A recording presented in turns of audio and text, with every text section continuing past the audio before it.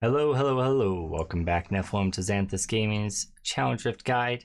I apologize for not getting last week's up. I ended up accidentally slipping when I was pulling a Ninja Blender blade out of the oven, and it sliced into my thumb and gave me 5 stitches. Here's the image.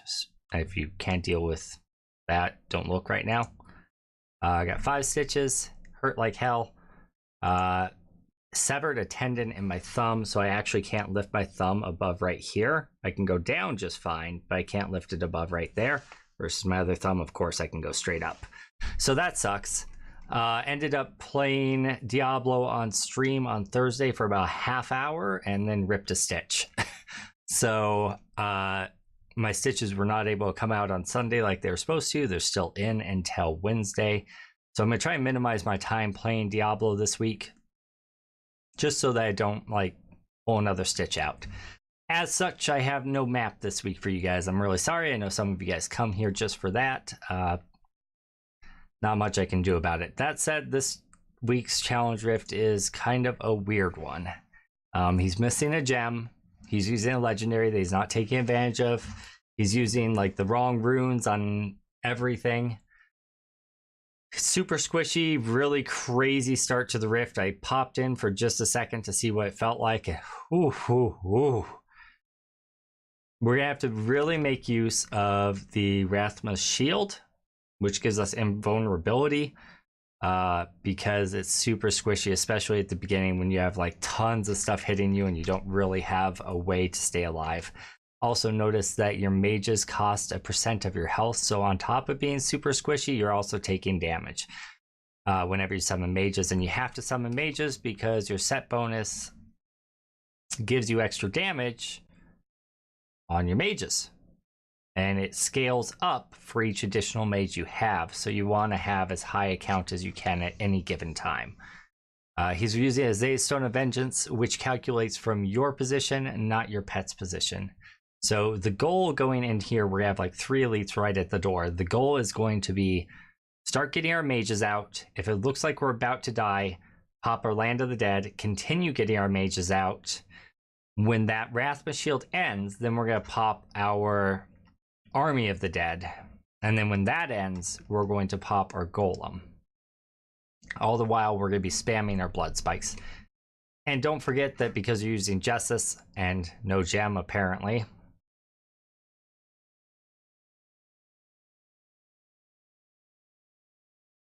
whatever. Because you're using Justice, you get 400% additional damage when your targets are commanded, or when your skeletons are commanded, so make sure you do that. All right, let's get into this. Okay, I'm gonna summon. Okay, start attacking, command my skeletons. Come on, there we go. Summon, attack, summon, attack. I'm gonna pop my Land of the Dead now, because we're about to die. All right, attack, summon. Rathma's shield's gone, popping my army. Go. Pop my golem, because we're about to take some damage. There we go. Your Rathma mages will attack whatever you are right-clicking as you summon them on. So if you're summoning them and you want them to hit an elite, make sure you right-click that elite when you do so.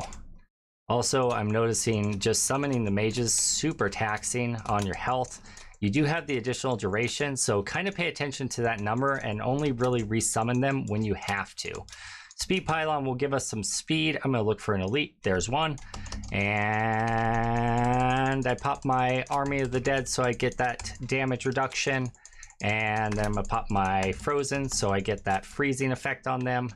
And I need to save my next Land of the Dead for the next elite. But what we're going to do is just kind of move through things and look for that elite as we go. Resummoning as we can, so we don't end up getting too much of a deficit on our mages. It's a little bit rough.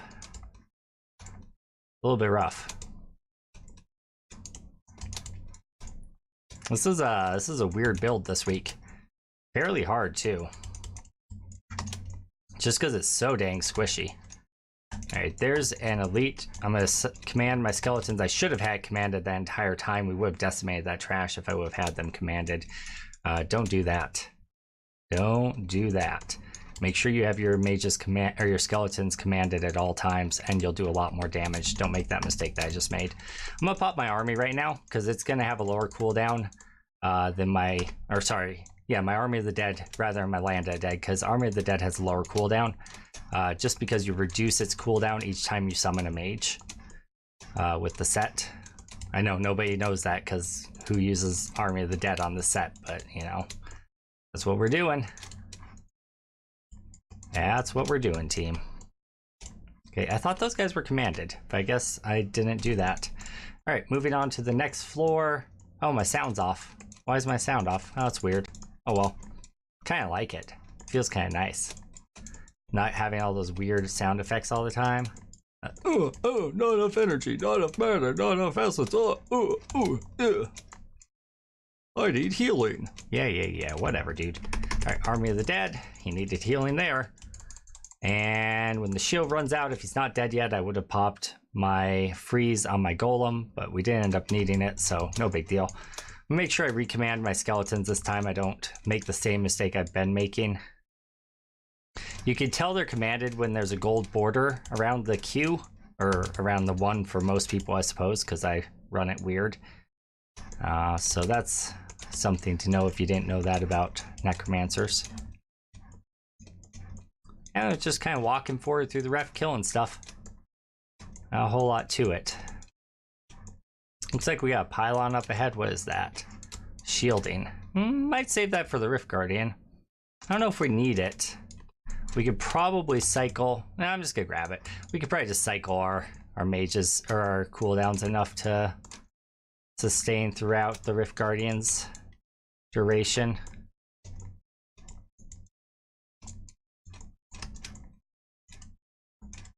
Okay, we have an elite here, so I'm gonna pop my Army of the Dead.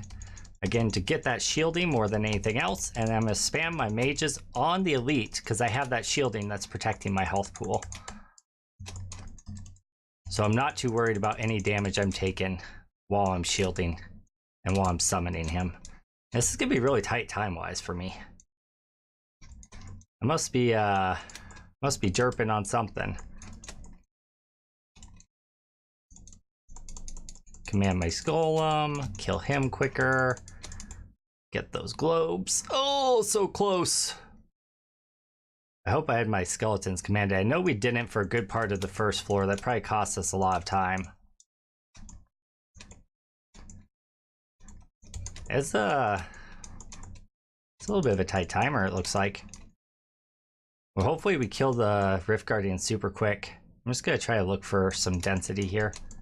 There he is. Oh, and the Rift Guardian spawned a long ways away from us. Perfect. Just what we needed.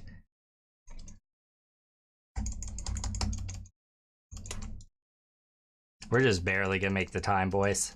All right, well, we made it. Just barely, but we made it. So, really important that you keep the mages commanded throughout the Rift. Otherwise, you'll have a hard time clearing it and you'll end up in the like 300 spot like I did. So hopefully that helps you guys. Again, make sure you keep those mages commanded. Excuse me, skeletons commanded. And then when you get to elites, use your Army of the Dead or your Land of the Dead to get that shield. At the beginning, alternate between the two and use your golem. And hopefully that helps out for you guys.